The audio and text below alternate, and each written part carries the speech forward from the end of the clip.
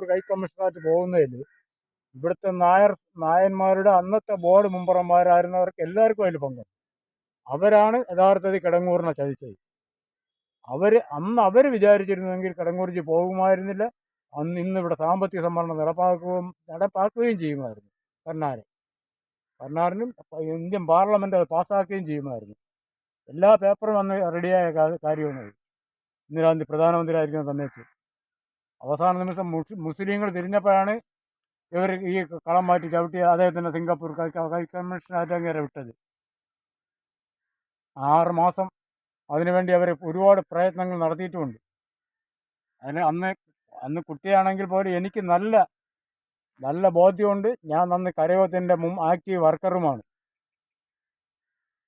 ഇന്നും കരയോത്തിൻ്റെ ആക്റ്റീവ് വർക്കറാണ്.